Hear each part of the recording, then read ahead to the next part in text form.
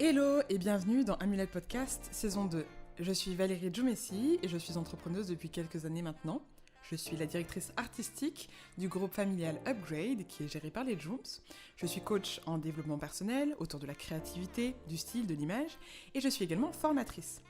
Bienvenue dans mon podcast, je suis hyper contente et honorée d'avoir ton attention pour les prochaines minutes. Amulette, c'est un projet qui me tient particulièrement à cœur parce que pour moi, la volonté, c'est de mettre en avant l'idée de la vulnérabilité, de l'authenticité et également de la liberté. Saison 2, on change un petit peu les choses, on se libère justement des cadres qu'on a pu mettre sur Amulette et on a des invités. Je suis hyper contente et j'ai tellement hâte de te faire écouter les super conversations intimes que j'ai eues avec des femmes et des hommes qui m'inspirent par leur courage, par leur vulnérabilité, par leur créativité. Et également, bien évidemment, toujours les monologues de Valérie qui te raconte sa life, également pour te donner le courage de raconter la tienne et d'aller en introspection dans ta vie et de te poser les questions et de ne pas avoir peur de toi-même en fait. Amulette Podcast, c'est ça, c'est thérapeutique pour moi, mais je pense aussi que ça l'est pour toi. Donc il y a une règle assez simple pour Amulette Podcast. Si l'épisode te touche, t'a remué, t'a fait réfléchir, alors ton devoir, le give back que tu dois me faire, c'est de le partager à 2 personnes autour de toi à qui tu penses que ça pourrait faire du bien. Et bien évidemment, tu peux commenter, tu peux liker, tu peux partager, tu peux même m'envoyer un petit message si tu le souhaites. Et en attendant, tous les épisodes sont disponibles sur le site upgradepodcast.paris/amulette. Tu peux y retrouver tous les podcasts de notre maison de production Upgrade Podcast. Amulette sort tous les vendredis en français and in English. Merci infiniment pour ton attention et c'est parti pour Amulette Podcast.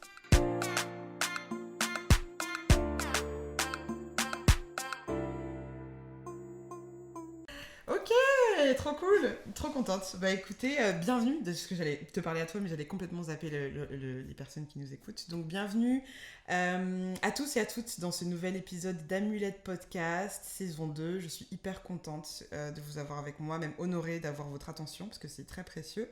Et pour cette saison, comme je vous avais dit, on va avoir des invités, parce que c'est bien de faire des monologues, mais c'est cool d'échanger aussi. Donc du coup, j'ai pas mal bossé et j'ai pris mon courage à deux mains pour demander à des personnes qui m'inspiraient en fait de participer au podcast.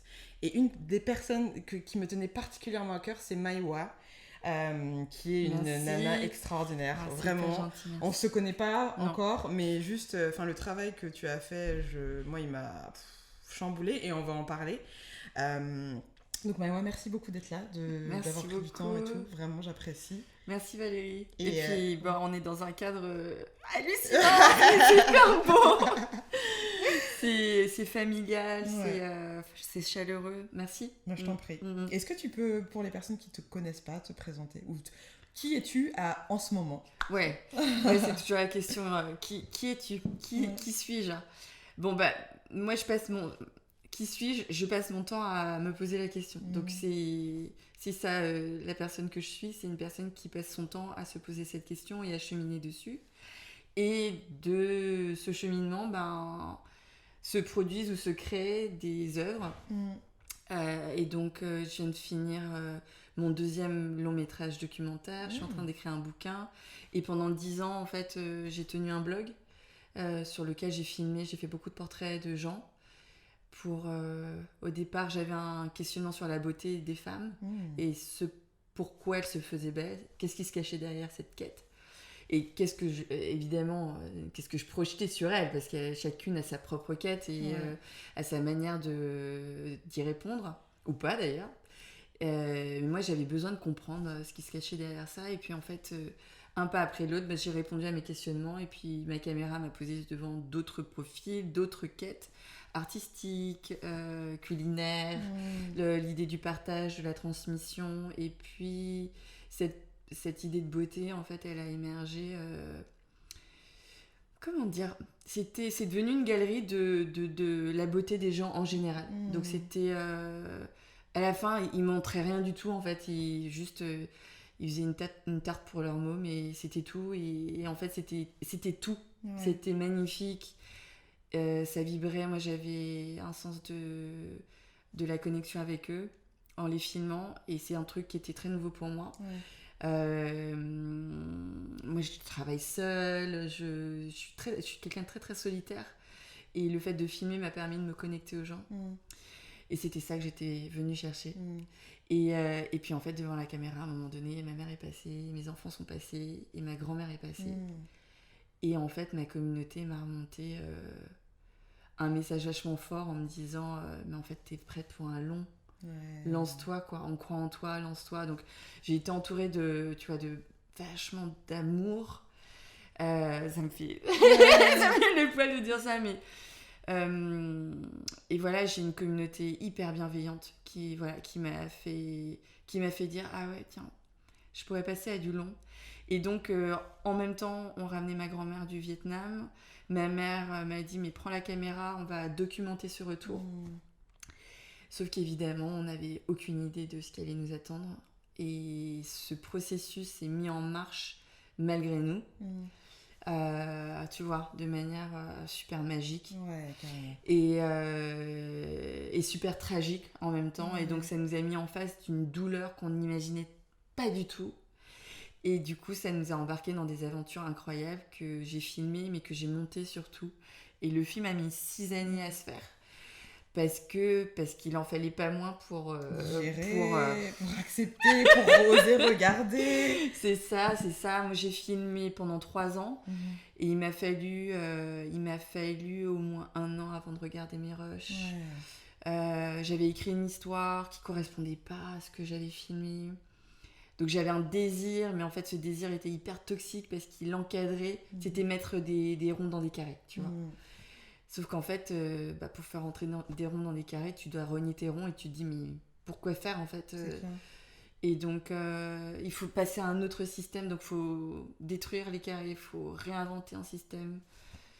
Et du coup, ça met beaucoup de temps, les temps psychiques sont longs. Et en fait, j'étais très frustrée et très en colère parce que j'avais pas le CNC, j'avais pas de structure, j'avais évidemment... une coproductrice, cette communauté incroyable et tout. Tu peux préciser ce que c'est que le CNC pour ceux qui c'est un organisme national qui donne des subventions pour les créateurs de l'audiovisuel et donc qui suit tout au long de la réalisation d'un film, donc l'écriture, la production, la réalisation, la post-production, la musique, la distribution, et qui va subventionner, et donc du coup qui va créer un paysage audiovisuel totalement inédit dans le monde, mais qui en même temps va devenir la condition quasiment sine qua non pour que cette production se fasse. D'accord. Et donc du coup... moi, ma quête, en fait, a été tellement forte que si t'as pas le CNC, tu vas quand même faire ton film. Ça n'a aucun sens, tu vois, d'arrêter ton film parce que le projet a pas été... Mais du coup, il y avait en retour un temps. Tu vois, j'avais pas besoin de répondre à une charge, j'avais pas besoin de répondre à une ligne éditoriale pour une chaîne télé. Le film était pas vendu, il était pas attendu. Et donc, du coup... il y a un moment donné ça m'a cassé les pattes et en même temps ça m'a donné des ailes tu vois finalement parce qu'il y avait aucun cadre et que cette solitude ça a été cette solitude mais dans la bienveillance de cette communauté m'a donné des ailes parce qu'il m'a obligée à aller prendre à l'intérieur des tripes à l'intérieur toute la puissance totalement insoupçonnée que j'avais pour mener à bien ce projet. Et quand je vais dire qu'on s'attaque, parce que c'est vraiment ça, quand on s'attaque à la famille, quand on s'attaque à un arbre généalogique, quand on s'attaque à un passé transgénérationnel, quand on s'attaque à des histoires de femmes et de malédictions et d'un passé colonial aussi, parce que moi je suis issue des deux, je suis issue d'une arrière-arrière-grand-mère vietnamienne qui a été achetée certainement par un arrière-arrière-grand-père colon. Donc tu vois, moi je suis issue des deux et s'il n'y a pas ça, je suis pas là non plus, tu vois. Donc en fait, c'est apprendre à revisiter là d'où tu viens, avant toi, avant que tu sois une cellule, avant que tu sois un désir, avant tout, tu vois. Et à honorer ce passé tout en transgressant une partie de la culture qu'on t'a inculquée. Donc c'est un long travail. Ouais, c'est un long travail, mais c'est magnifique. Et puis, il faut dire aussi que j'ai une mère qui m'a donné cette envie-là, tu vois, qui a autorisé, qui avait en même temps très très peur, parce que je venais briser la loi du silence, tu vois. Donc, quand en fait ta famille, finalement, tu découvres que sans cette loi du silence, elle peut plus vivre, telle qu'elle est en tout cas, tu sais que tu vas la briser, mais tu vas briser des liens ou des attachements, et puis il y a autre chose qui va émerger, qui est ce chemin d'amour, quoi, tu vois, et qui est un chemin difficile, en fait. C'est pas un truc de bisounours. C'est aimer, c'est ce qui est le plus dur. C'est vraiment ce qui est le plus dur. C'est vraiment aimer malgré tout. Ouais, c'est vraiment cette idée de garder l'ouverture du cœur malgré tout. Malgré en fait. tout. Malgré tout.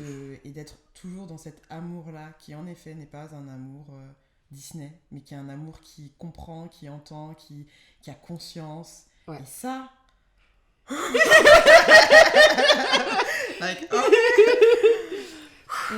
Et en fait, ce que m'a appris les rivières avec ma mère, tu vois, les dernières projections qu'on a faites avant le Covid, avant le confinement, on les a faites ensemble.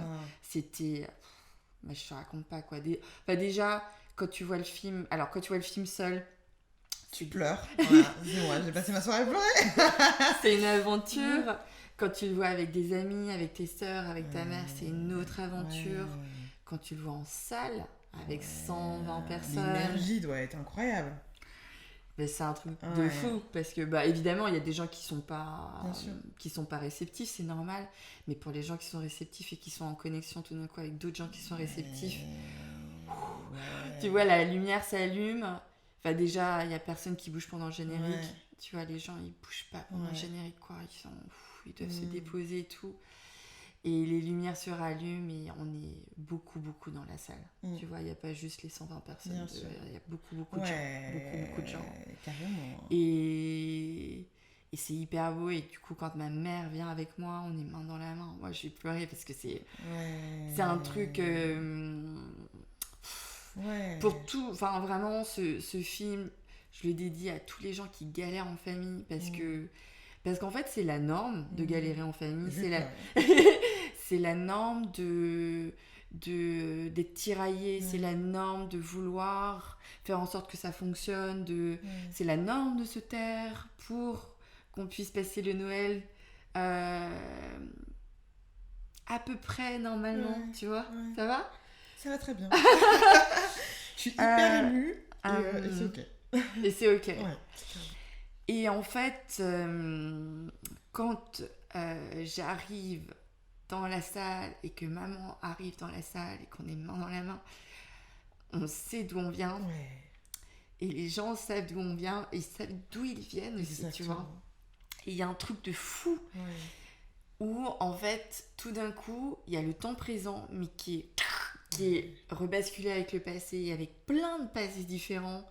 Et c'est ouf. Et donc, voilà, en fait, c'est un truc qui est très terrien, qui est très factuel, qui est très... la magie, c'est pas du tout un truc de gourou, quoi. C'est un truc qui est en nous, qui est en toi, qui est en moi, et qui circule. Et si c'est vraiment magique, ça circule.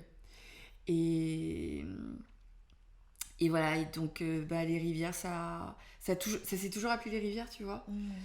Tu savais que c'était le titre? Ça a toujours été les rivières. Alors, parce qu'il y avait une histoire familiale autour des rivières, que je raconte pas dans le film, parce que ça nous emmenait trop dans un truc à la fois dark et quasiment un peu surnaturel, tu vois, d'une histoire de grand-mère, arrière-grand-mère, cette fameuse arrière-grand-mère. L'histoire, la légende familiale, c'est qu'elle aurait été enterrée près d'une rivière, que cette rivière coule, que ça mouille ses pieds, que son fantôme a froid, qu'il est mal et qu'il vient hanter les femmes de la famille. Donc c'est ça, au départ, tu vois, c'est ça le dépôt de, voilà, tu viens d'une lignée de femmes maudites. Et moi... Comment et moi je suis là, mais je vais clamser en fait. Je vais clamser. Enfin, qu'est-ce que tu me dis là? Qu'est-ce que tu me racontes? Et j'ai tout de suite l'intuition que c'est pas exactement cette malédiction-là, c'est pas exactement ce type de fantôme-là qui circule, mais il y a quand même quelque chose qui circule. Et donc le film s'est toujours appelé Les Rivières. Il y a eu à un moment donné, ça a été Nos aïeuls aux pieds mouillés. Et puis en fait, j'ai compris que cette histoire, c'était pas une histoire d'aïeul, c'était maintenant. Qui suis-je ? Exactement. Et c'est ça, quand je dis que voilà, c'est mon activité principale, c'est ça. C'est questionnement. C'est existentiel et c'est magique. Et du coup, le film s'est appelé Les Rivières tout de suite. Et en fait, Les Rivières, effectivement, ça charrie ce courant très souterrain. Et puis ça coule. Exactement. Et voilà, et donc on pleure et voilà, c'est toute cette eau salée de la mer, tu vois, qui remonte et qui coule.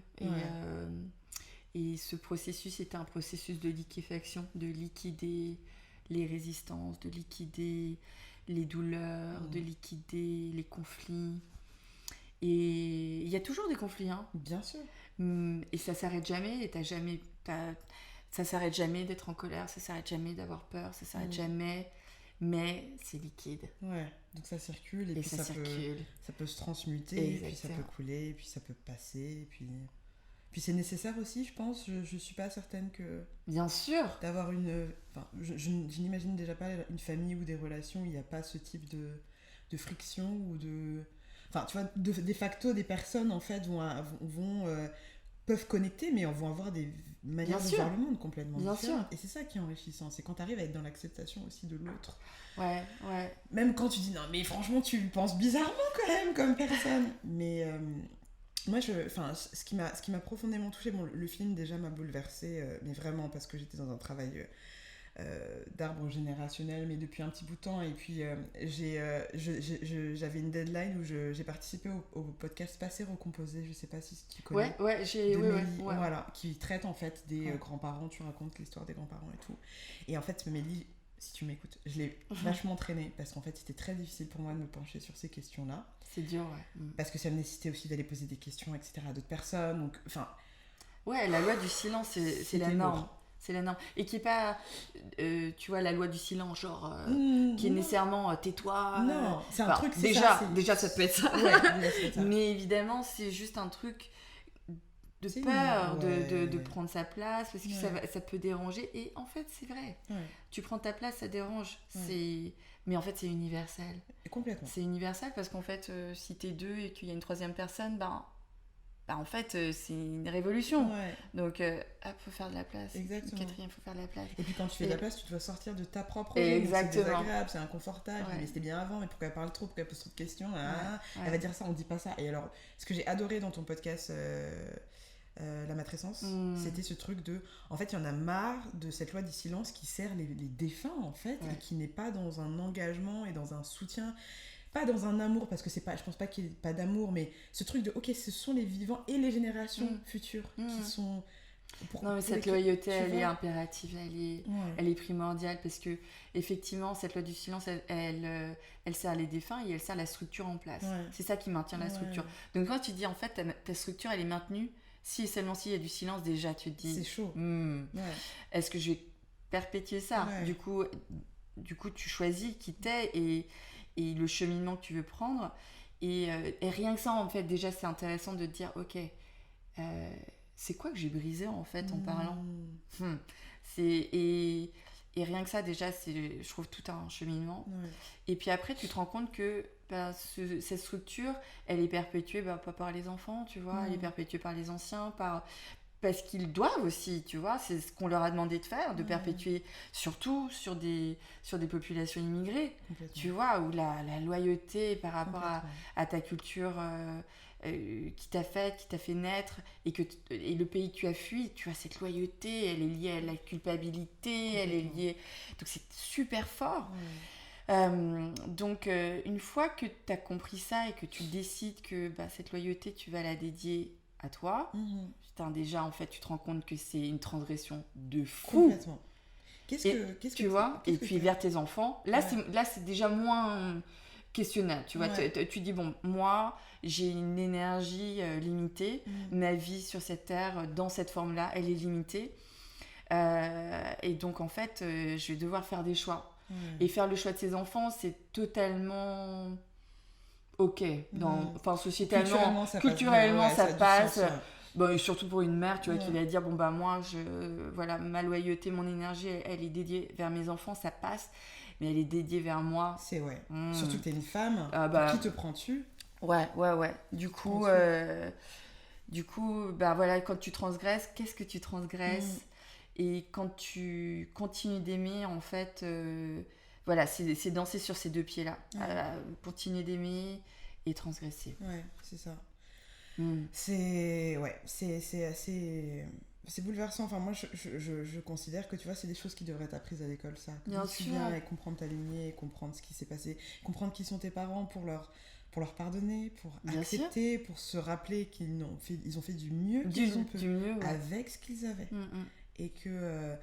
Et donc, du coup, pour te redonner aussi ton pouvoir, parce que moi, ce qui m'a vraiment profondément aidé, c'est donc de faire ce travail-là, de dire, bon, ok, ma mère, elle a fait ce qu'elle a pu avec ce qu'elle avait, et maintenant que je connais son histoire et que j'ai étudié un peu la psychologie, la psychogénéalogie, j'ai conscience et je comprends quel est le cheminement qui l'a amenée à être ce qu'elle est aujourd'hui. Mon père également, on n'a plus de contact, mais je comprends profondément pourquoi et qu'est-ce qui se passe vu les choses qu'il a pu vivre.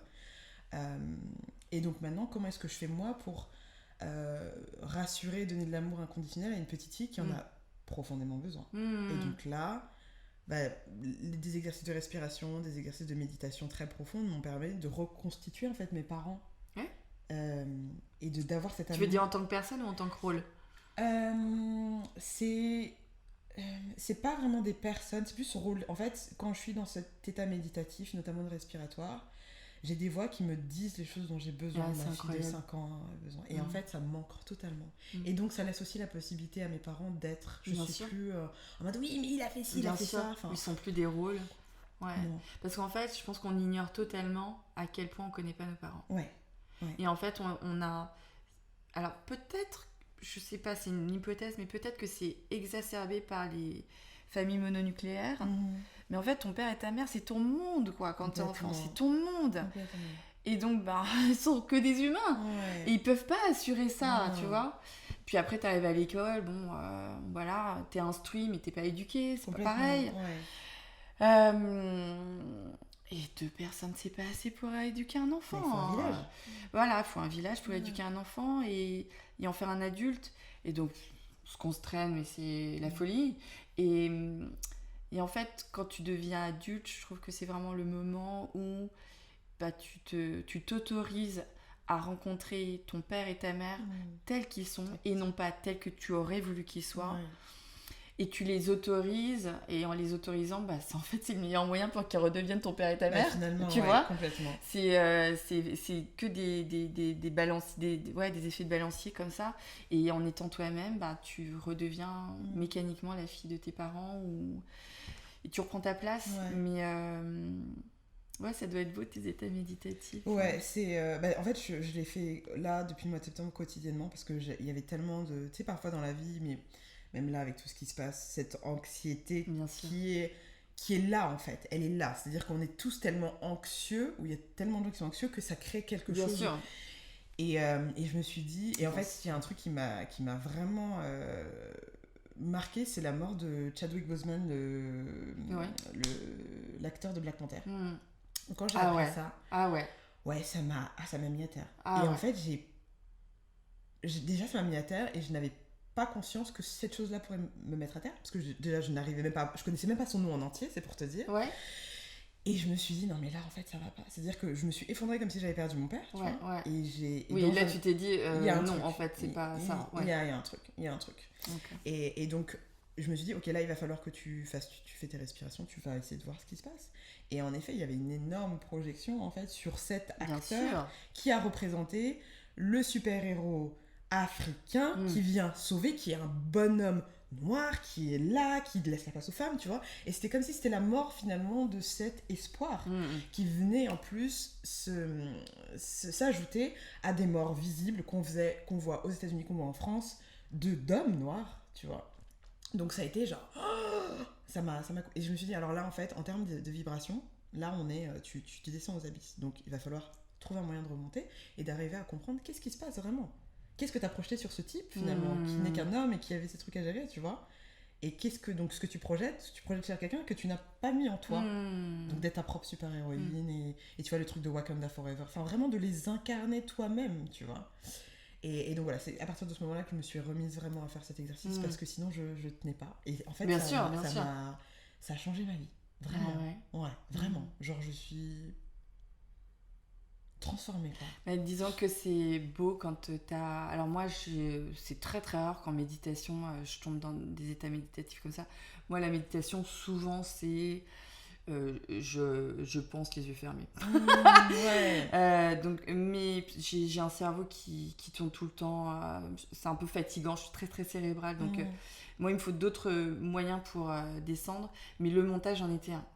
Et en fait flow dans ce... Ouais, le montage c'était vraiment un temps où tu vois microseconde après microseconde, tu vois l'information qui t'est remontée. Tu coupes, tu découpes, tu poses, tu remets, tu vois. Et du coup, je me rappelle qu'à la fin du montage, donc j'ai toujours bossé avec une autre personne sur les rivières.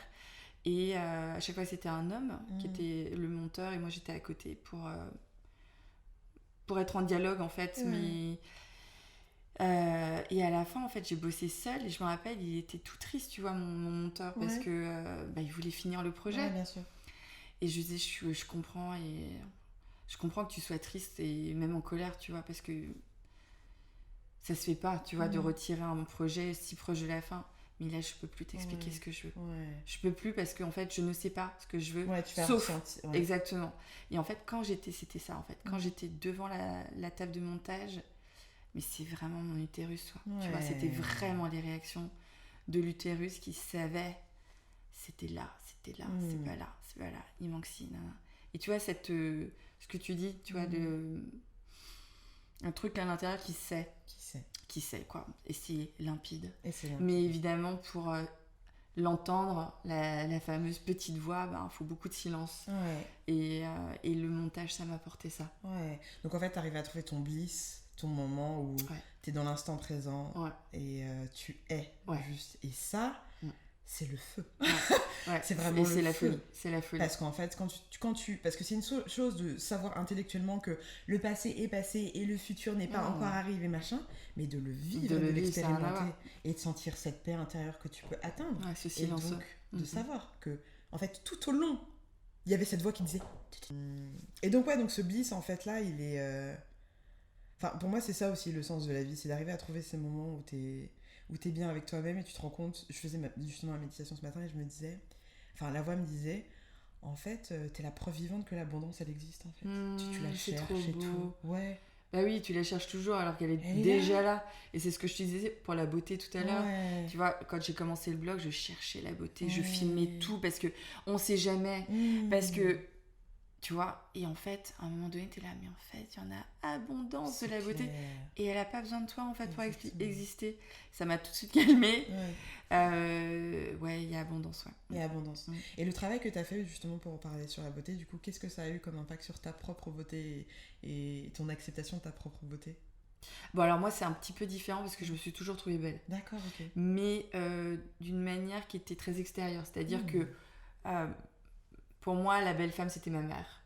Mais tout le monde me renvoyait toujours que j'étais très très belle. Donc du coup, je me disais, on va les croire. Et ça m'a donné une valorisation au moins extérieure, mais qui a beaucoup compté dans le chemin intérieur.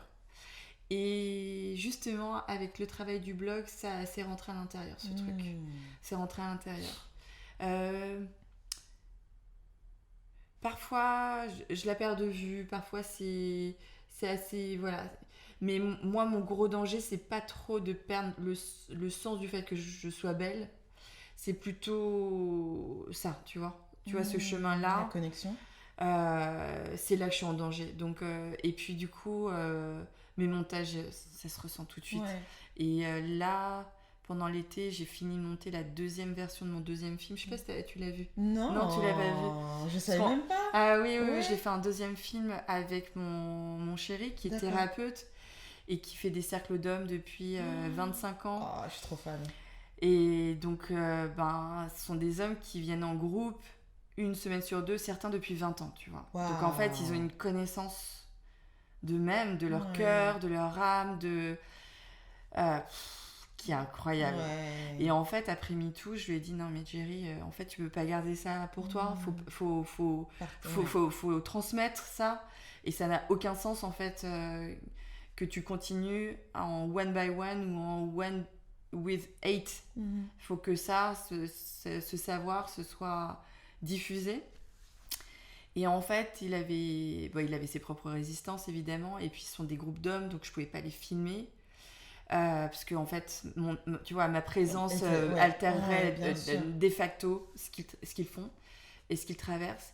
Et en fait, à un moment donné, il était dans un de ces groupes et puis il s'est dit, mais en fait, j'ai une équipe là. Toi, t'es photographe, toi t'es cadreur, toi t'es étalonneur, toi tu fais du mixage son. Tu vois, il avait une équipe. Et donc ils ont commencé à se filmer eux-mêmes. D'accord. Sur des interviews longues. Sauf qu'ils n'arrivaient pas à en faire un film. D'accord. Et c'est là où j'interviens. Et puis pour le coup, là, ils avaient besoin d'une expérience féminine. D'accord. Donc qui est Pourquoi ? pas... Parce que il y avait des choses sur cette ère post-MeToo qu'ils ne comprenaient pas. D'accord. Et ils avaient besoin aussi que ce film soit pas juste une prise de parole d'homme, mais que ce soit une prise de parole d'un couple hétérosexuel, cisgenre, qui pose ce regard-là sur voilà à quoi des hommes peuvent ressembler s'ils prennent le temps de travailler sur eux-mêmes. Oh, je vais tellement le regarder. Et en fait, on a fait un premier montage qu'on a diffusé pendant le confinement. D'accord. Et en fait, voilà, il y a quelqu'un qui nous a approché en nous disant mais ce film est incroyable. Et par contre, il faudrait changer certaines choses. Et il avait raison. Et en fait, on a retourné des interviews, on a remonté. Et en fait, en regardant notre montage qu'on a envoyé à ce vendeur, qui nous a dit il est génial ce deuxième montage, on est super heureux et c'est pas tous les jours qu'on vend des choses qu'on aime. Bien sûr. Donc je voudrais vous dire que vraiment ce film on l'aime et tout. Oh putain, mais et nous en fait on a dit nous on l'aime plus. C'est vrai ? Ouais. On l'aime plus, on va vous dire pourquoi et voilà ce qu'on va faire en V3. D'accord. Mais il nous faut une V3 et en fait c'était ça. J'étais remontée dans le cerveau parce que pour le coup moi tout, alors ça n'a pas été ce décès-là, mais George Floyd, Black Lives Matter et tout ce que ça a amené après, tu vois, sur ce regard et ces paliers de conscience qu'on a ou pas passé et tout. Moi ça a développé une paranoïa chez moi. Mais parce que ça faisait suite à la pandémie, bien sûr. cette peur de la maladie, il y a plein de peurs en fait qui sont remontées. Et tu vois, tu parlais d'une angoisse comme ça, exactement. Exacerbée. Et moi, je tombe totalement là-dedans de la peur de plus gagner de l'argent, plein de peurs sont remontées. Énormément de choses. Et ça, tu vois, et c'est remonté comme ça. Et du coup, c'était remonté au cerveau. Et du coup, j'avais un montage qui était devenu très intellectuel. Alors, béton. Franchement, intellectuellement, c'était béton. Et c'était justement béton. On pouvait plus rien nous reprocher. On pouvait plus rien nous dire de... Oui, mais tu vois, ce truc de paranoïa avait servi ce montage qui était devenu en béton armé. Et justement, il n'y avait plus assez de cœur. Et le cœur, c'était vraiment le cœur de ce projet. Pour le coup.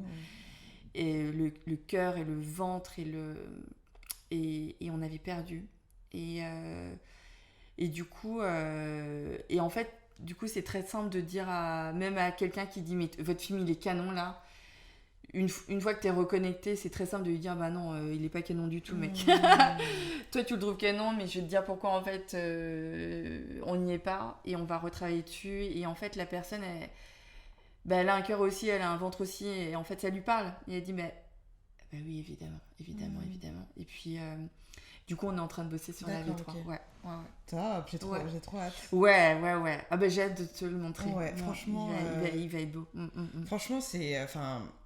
je sais qu'il y a toute cette énergie autour du MeToo et que les femmes se réveillent et qu'on se rebelle et qu'on en a marre, etc. Et moi, souvent, je me dis, ok, oui, c'est vrai, mais on a aussi nos hommes qui sont là et c'est pas facile pour eux, tu vois. Mais c'est clairement pas facile. Mais en fait, il y a une partie où c'est pas facile et c'est normal que ce soit pas facile parce qu'il faut qu'on arrête avec cette culture du confort. Il faut qu'on arrête. C'est clair. Et en fait, on ne peut pas grandir dans le confort. Non. Donc, voilà. Donc, les mecs, c'est dur pour vous. Moi, je compatis. Mais c'est pour une bonne raison que c'est pas confort. Et en fait, j'ai des frissons partout. Et du coup, je pense qu'il y a eu moi, je suis une sauveuse, mais Team programmée. Et donc, j'étais vachement dans ce truc-là de les sauver. Et puis moi, tu vois, toi, t'as 3 sœurs. Moi, j'ai 5 frères. Donc, moi, je suis l'aînée. Ah ouais, et donc t'as la charge mentale de l'aînée. Ouais, et je suis la seule fille, la seule sœur. Wow. Donc ce truc de sororité, pour moi, il a toujours été tourné vers des frères. D'accord. Et Jerry me disait, en fait, t'es née dans un groupe d'hommes, dans un groupe... Et je dis, ouais, mais c'était pas un groupe de paroles, quoi. C'est pas la même dynamique. Et donc, je pense que j'avais inconsciemment ce truc de... Comme j'ai eu pour les rivières, sauf que ça... Du coup, là, je l'ai vu beaucoup plus rapidement sur les hommes, de vouloir les sauver. Et en fait, non, faut pas du tout les sauver. Il faut apporter de l'amour. Et de ça, en fait, va pousser plein de trucs. Et ce film, c'est un film d'amour. Et en fait, on commence le film avec une citation de Bell Hooks, tu sais, qui est cette féministe noire américaine. Et en fait, on est parti sur un projet sociétal qui était le patriarcat et la... Enfin non, qu'est-ce que c'est exactement grosso modo, c'est se couper de ses émotions et la première leçon de masculinité patriarcale qu'un garçon apprend. Et non, porter un masque. Et donc du coup, voilà ce qu'il y a derrière les masques. Et elle a une deuxième citation qui m'a portée pendant tout le montage sur la masculinité et sur les hommes plus spécifiquement. C'est « If you want to have loving men, you have to love men ». Yes. Et en fait, on n'y est pas du tout. Et en fait, c'est là où tu vois le cœur de cette société qui déteste les femmes mais qui n'aime pas beaucoup les hommes non plus. Clairement. Et donc, c'est déconstruire toutes ces choses, mais avec la voix du cœur. Et c'est ça. Et en fait, il faut un travail intellectuel. Il faut un travail sur la structure. Enfin, vraiment, c'est incroyable tout ce qu'on a appris depuis 4 ans, là. C'est incroyable tout ce qu'on a appris depuis MeToo. Et le travail des intellectuels a été... nous donne une grille de lecture sur ce qu'on pense être intime, qui n'est pas du tout intime, qui est déjà structuré, qui est déjà préprogrammé, qui est déjà écrit, que j'ai trouvé monumental, le travail qu'elles ont fait. Et il faut accompagner ce travail dans l'intime. Il faut avoir... Parce que... Alors moi, j'ai toujours travaillé sur l'intime. Sur le blog, je travaillais sur l'intime. J'ai jamais travaillé sur du structurel. Donc là, c'est au contraire... Qu'est-ce que tu entends par intime et structurel ? C'est quoi Alors l'intime, c'est vraiment dans ton humanité. D'accord. Qui es-tu ? Qui je suis ? Et comment on se connecte par ce canal. Ouais. Et... sur le blog, j'ai beaucoup écrit aussi sur le blog. C'est là que j'ai appris à écrire. Et il y a un bouquin de François Julien qui s'appelle « De l'intime, loin du bruyant amour ». Et en fait, ce qu'il dit, c'est que l'intime, c'est l'intérieur de l'intérieur. Wow. Et tu vois, dans les rivières, vraiment, c'était ce que je devais explorer. Et dans les Remarkable Men, c'est ce que j'ai continué à explorer. Du coup, avec des modalités différentes, femmes et hommes. Mais en fait, pareil. Ouais, bien sûr. C'est totalement pareil. Quand tu vas dans l'intérieur... Enfin, sûr, pour qui ose aller à l'intérieur de l'intérieur. Mais évidemment, en publiant les rivières, cette fois-ci à un public, à plein de gens, du coup, des hommes, des femmes qui étaient à ce moment-là les enfants d'eux, ou la mère d'eux, ou le père d'eux, ou, tu vois, ou l'ami d'eux, ou la sœur d'eux. Dedans, il y avait aussi l'intellectuelle, la réalisatrice, l'écrivaine, qui, elle, parfois cheminait sur de l'intime, mais parfois cheminait sur du structurel, et qui me disait, mais ton histoire... c'est l'histoire de beaucoup, beaucoup de femmes, en fait. Et cette difficulté à dire « je », et cette difficulté à parler de ta propre histoire, c'est l'histoire de toutes les femmes. Mais en fait, c'est l'histoire de tous les hommes aussi. Et donc, ce truc de mettre l'intime sur l'espace public, c'est un acte politique. Complètement. C'est un acte politique. Et en fait...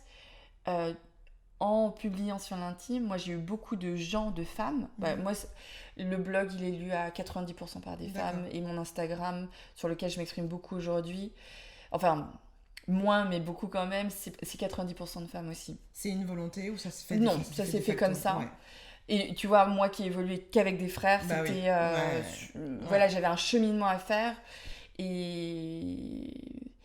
Et voilà, j'ai jamais eu la volonté d'adresser une population, même si évidemment, tu vois, au début, quand tu fais un blog beauté et que tu fais des tutoriels beauté, bon bah, tu as besoin de cheminer là-dessus, mais voilà, tu conscientises pas que ça va pas intéresser énormément d'hommes, tu vois.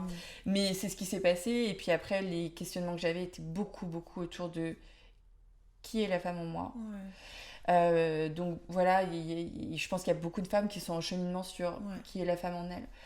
Donc ça a magnétisé ces cheminements qui étaient des cheminements qui étaient intimes. Mais dans ces cheminements intimes, moi j'avais plein de femmes qui bossaient sur du structurel, donc sur de l'associatif, sur des éléments de loi, sur une pensée, sur des statistiques, qui me disaient, moi je comprends pas, je suis une féministe, je travaille, je réfléchis, je suis universitaire, mais je me fais taffer par mon mec.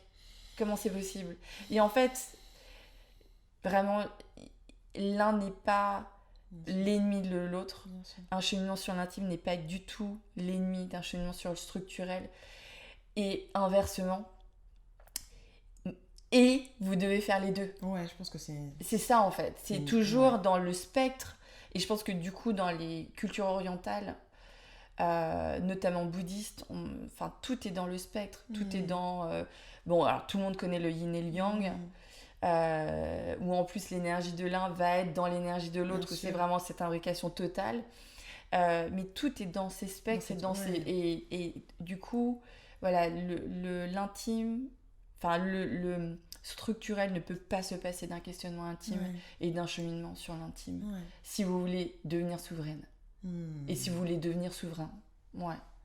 C'est beau, c'est grave beau, c'est... Ouais. Et du coup, ça, tu vois, moi j'étais pas du tout dans ces perspectives-là. Parce que ça me parlait pas. J'étais même averse, ça me faisait très peur. Et il fallait que je me renforce au niveau intime pour pouvoir passer sur, sur cet espace public et cet espace politique. C'est hyper... Enfin, moi, je trouve ça hyper courageux, en fait, ce travail-là de justement de mettre ton intimité comme ça. Ah ouais, alors c'est marrant parce que, tu sais, quand j'ai...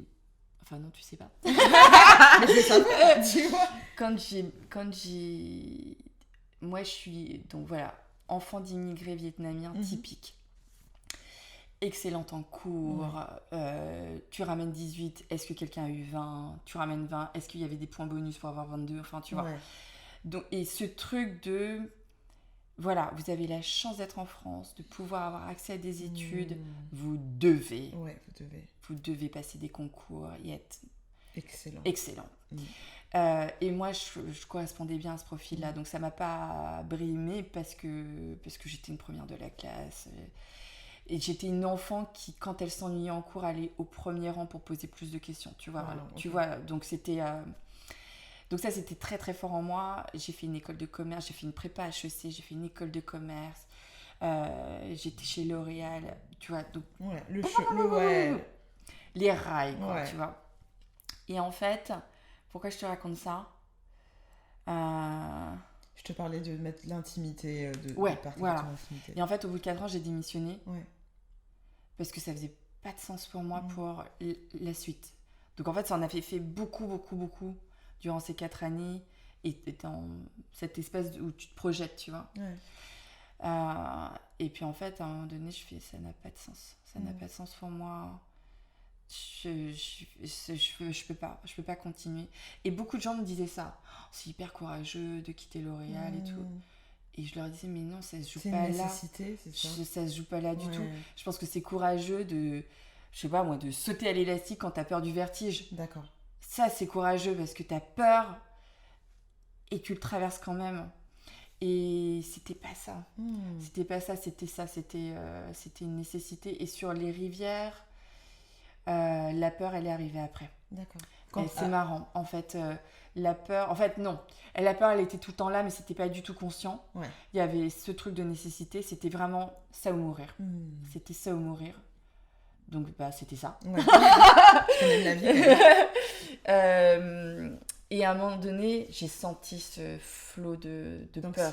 Ouais, de peur, mais qu'est-ce qui va se passer si je le publie, mais qu'est-ce qu'on va penser si je le publie, que va devenir ma famille si je le publie, tu vois, tout ce truc de... Et puis, comment oses-tu, tu vois, il y a eu tout ce truc-là, mais... Comment dire, ma chance, entre guillemets, c'est que j'étais plus en colère que je n'avais peur. D'accord. Et donc... C'était ça qui était ton moteur. Et donc, ça a été le fuel, en fait, qui m'a permis de brûler beaucoup de choses qu'il fallait brûler. Tu t'as parlé de peur, et tout à l'heure, avant qu'on commence le podcast, tu m'exprimais que il y avait pas mal de peurs qui étaient remontées dans cette période.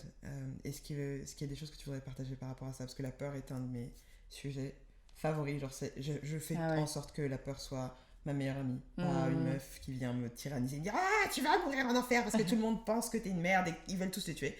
Ce qui peut se passer dans ma tête. Et, je comprends, j'ai ça aussi. Ouais. Et quand tu t'en libères, en fait, il y a une forme... justement, quand tu arrives à, pas t'en libérer, mais juste l'accueillir, dire ok, I understand, je t'ai entendu, merci de te mettre sur le côté parce qu'on va quand même y aller.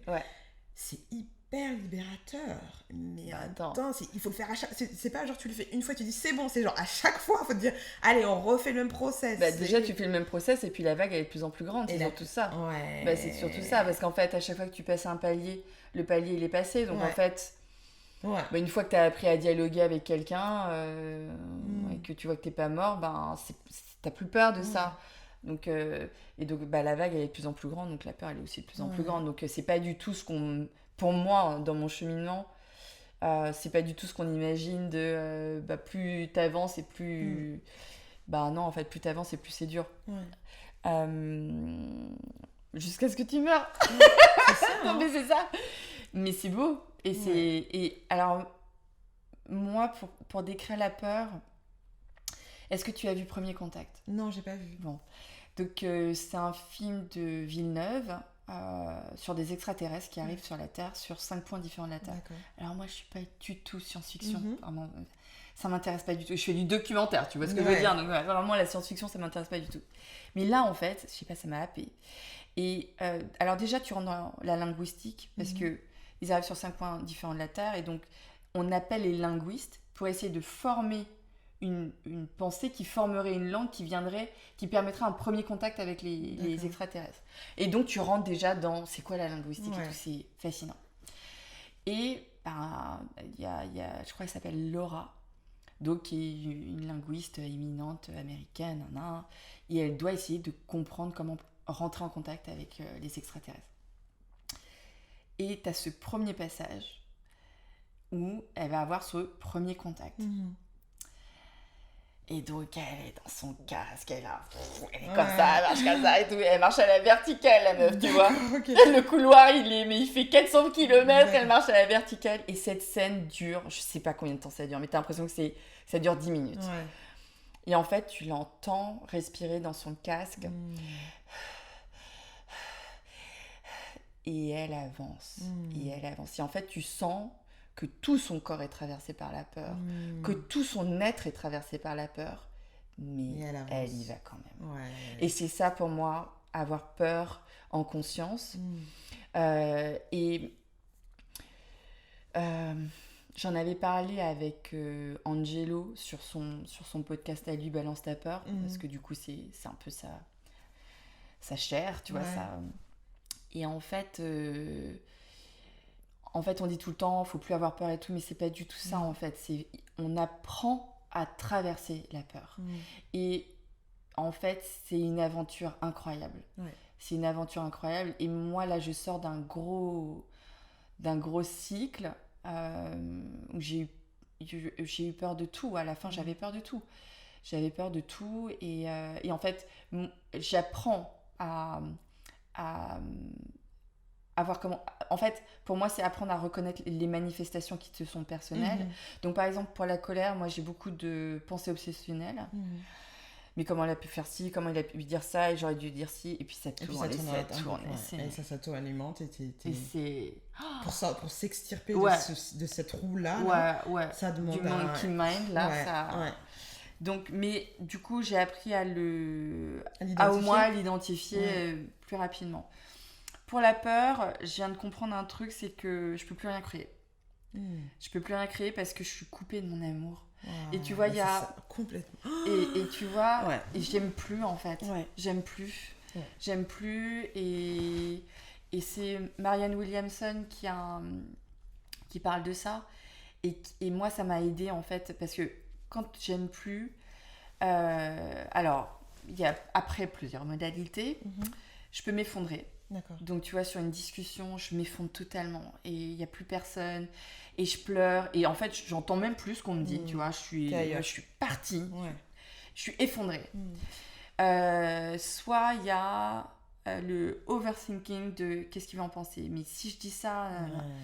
Tu vois, sur tout ce truc d'appropriation culturelle, attends, là, j'ai ce haut en wax, je l'adore, c'est une telle qui me l'a offert, je sais comment il a été sourcé et tout, mais j'ai peur de me prendre une remarque sur les réseaux sociaux. Et ça tourne, et ça tourne, et ça tourne, alors que... Putain, mais c'est que dans ta tête. C'est que dans ta tête. C'est que dans ma tête. Mais du coup, ça m'a enseigné tout ça, ok, ça s'exprime et ça se manifeste comme ça. Et donc, Marianne Williamson, ce qu'elle dit, c'est... Alors, si tu y arrives, que ferait l'amour ? Complètement. Et effectivement, elle dit, quand t'aimes plus, t'as peur. Et inversement, en fait. Et moi, là, je l'ai vu, en fait, je l'ai vu dans mes jugements, je l'ai vu quand j'ai peur, et ben je juge et je n'aime plus. Et je peux plus être connectée à l'autre personne, je peux plus être connectée à mon ventre.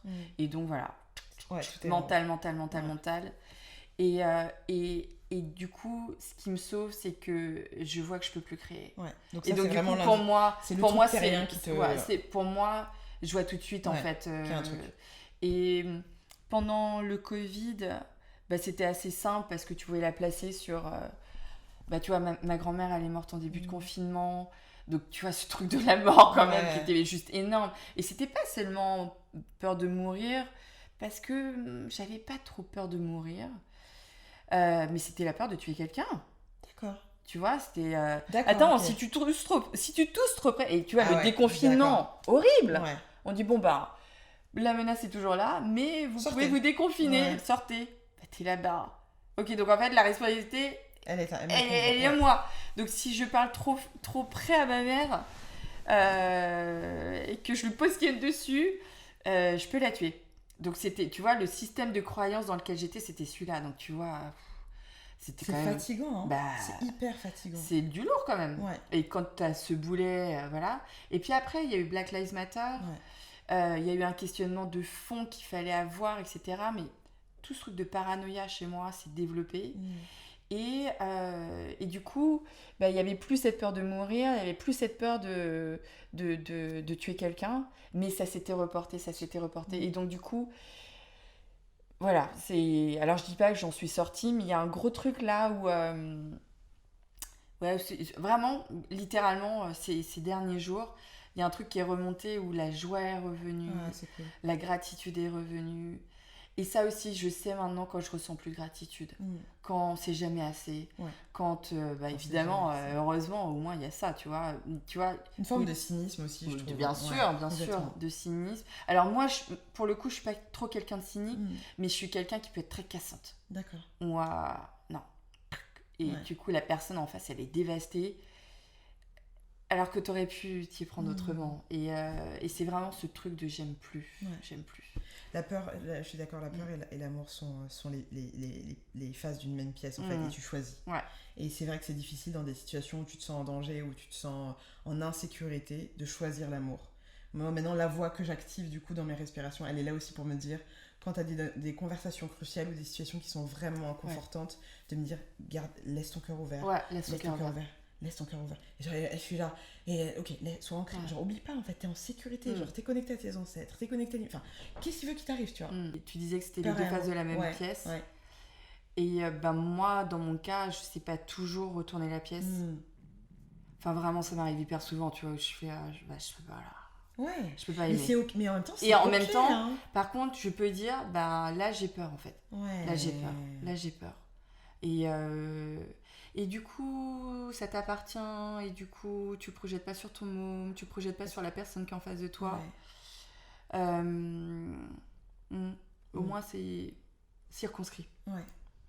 C'est circonscrit. Ça devient pas la réalité. Non, c'est clair. Ouais. Parce qu'après, tu peux t'enfermer dans cette réalité et penser que c'est la réalité. Et donc, tout ce que tu vas faire va être lié à cette réalité-là, alors que tu peux aussi te créer une autre réalité dans laquelle tu as peur, tu le verbalises, puis tu fais aussi. Et puis, tu te rends compte que, vu que tu as déconstruit pas mal d'autres peurs qui étaient similaires... Oui, alors ça, c'est vrai que quand on disait tout à l'heure, c'est de plus en plus dur... Ouais. Mais attention, le palier, vous l'avez franchi pour toujours, d'accord ? Donc ce palier, vous aurez peur, mais beaucoup moins longtemps, et puis un jour, vous n'aurez même plus peur. Ouais. Et puis je pense que c'est vraiment le bénéfice de vieillir. Tu vois, moi j'ai 43 ans là, donc je passe à une autre étape de ma vie où en fait, tu as plein de choses sur lesquelles tu peux lâcher parce que vraiment, c'est bon. C'est bon. Tu vois, tout ce truc de faire ses preuves, de savoir si tu as une valeur, c'est passé, tu vois, tous ces combats-là.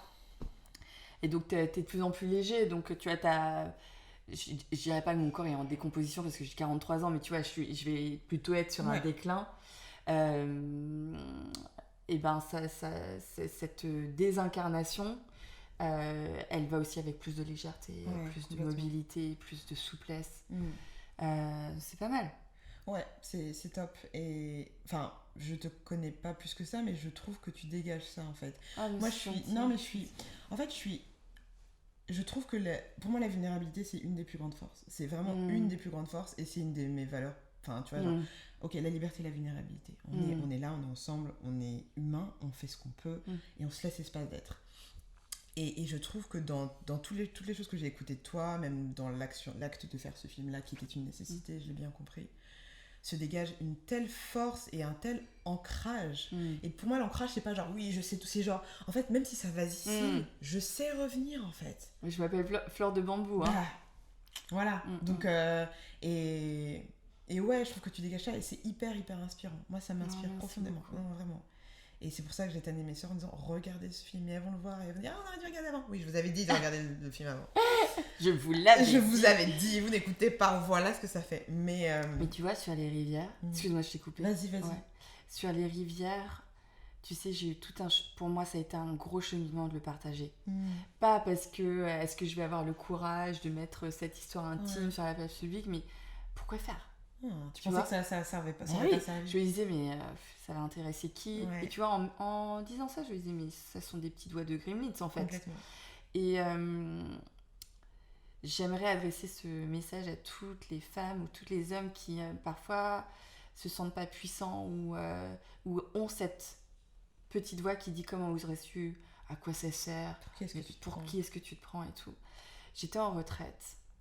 Et j'avais cette question de l'ego, tu vois. Est-ce que je le fais par ego ? Est-ce que ça a une valeur ?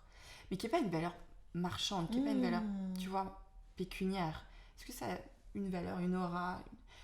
Et pendant cette retraite, il y avait une chanteuse, mon amie Sean, qui était là. Et Sean, en fait, elle chante comme elle respire. Elle l'est quand elle chante. Et en fait, c'était ça. Tu vois, à un moment donné, je l'entends chanter. Et je me dis, mais elle serait quoi ma vie si Sean ne chantait pas ? Et ma vie en fait serait tellement réduite si les chanteurs n'osaient pas chanter en disant mais comment oserais-tu nanana. Et donc quand t'as ce silence intérieur qui dit mais en fait ce film il est déjà là, et que en le partageant avec une personne, une deuxième personne, tu vois qu'en fait ce film il donne de la puissance aux gens. Complètement. C'est ça en fait. C'est que la puissance de ce film c'est d'en donner aux gens. Et tout d'un coup ils repartent, ils ont chialé mais ils se sont lavés de plein de choses, ils ont chialé mais du coup ils se disent mais je vais appeler ma mère, mais évidemment je vais lui dire que je l'aime. Et du coup ça active. Et ça je savais pas moi que ce film il avait ce truc, parce que je l'ai pas fait dans ce sens là, parce que si je l'avais fait dans ce sens là il aurait rien activé du tout. Complètement.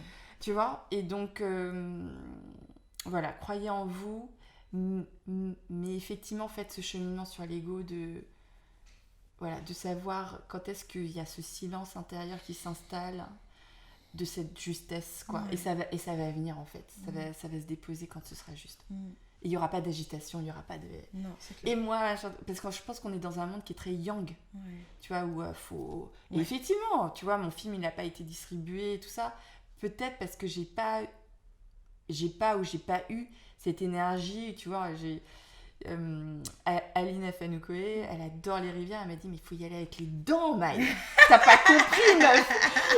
Mais t'as pas compris, c'est la guerre, faut y aller avec les dents.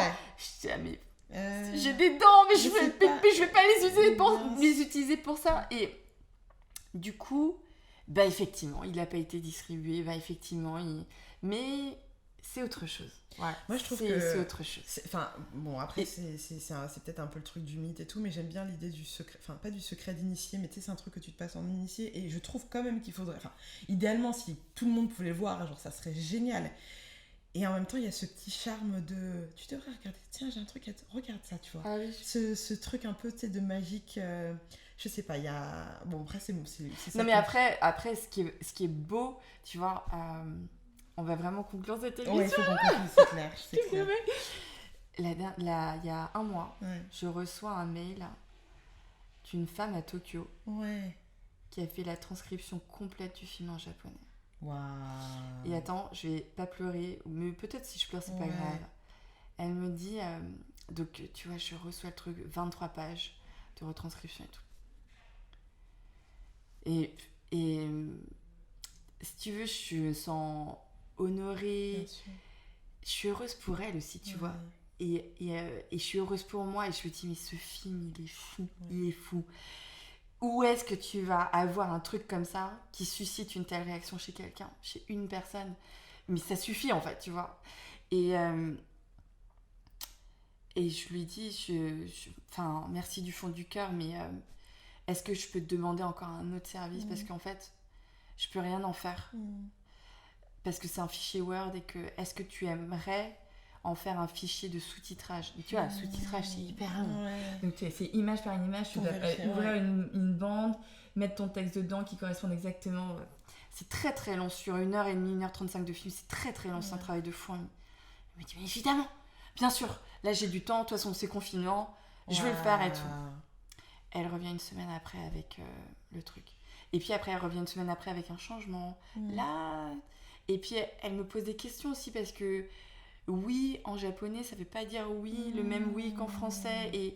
Et donc, tu rentres dans les subtilités d'une langue. Je suis en train de faire le même travail avec 3 hispanophones qui, pareil, qui m'ont dit on veut traduire ce film pour que nos amis hispaniques, hispanophones puissent le voir.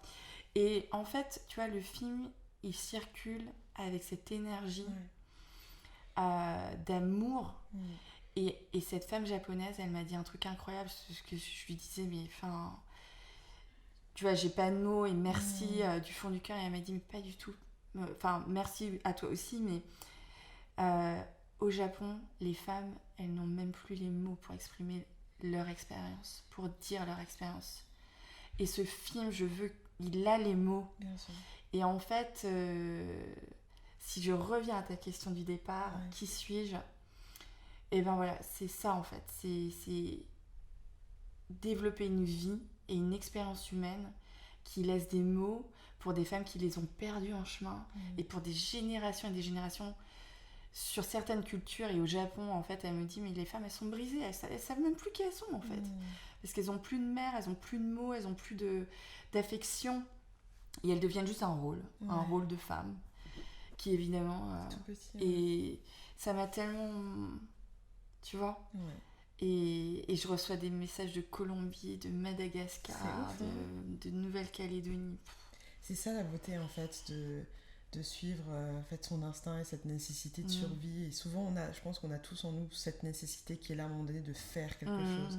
Pas parce que notre être n'est pas suffisant, mais juste parce qu'à un moment donné, il y a aussi cette action qui va servir à d'autres personnes et qui va aider. Et pour moi, c'est ça, être une magicienne. Et je trouve que t'es une magicienne et en plus de ça, t'es une guérisseuse. Parce que par tes mots, tu viens guérir des plaies qui sont parfois ouvertes et béantes. Donc, merci. Merci. Tout, voilà.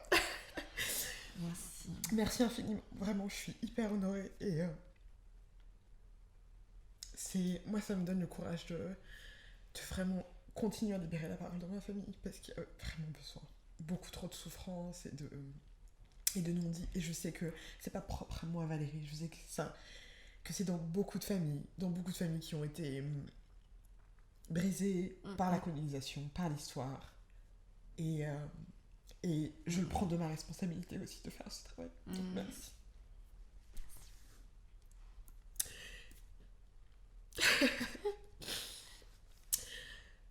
Merci d'avoir écouté le podcast jusqu'au bout. Vous pouvez retrouver le travail et l'art en fait de Maï sur les réseaux sociaux. Je mettrai toutes les informations dans la barre d'infos. Je mettrai également le lien vers le site Les Rivières et le lien vers le site Remarkable Men quand il sera disponible. Et juste... je suis hyper reconnaissante. Merci. Merci beaucoup. Ouais. On va couper puis on va pleurer toutes les deux. À bientôt. À bientôt. Merci beaucoup Valérie. Upgrade Podcast, une société du groupe Upgrade by Legiums, vous a présenté Amulet Podcast, un podcast qui vous permet de devenir magicien et artiste de votre propre vie. Présenté par Valérie Legiums, directrice artistique chez Upgrade et coach en créativité et image. Rendez-vous sur upgradepodcast.paris pour découvrir tous nos autres podcasts. Passez une très belle journée lumineuse.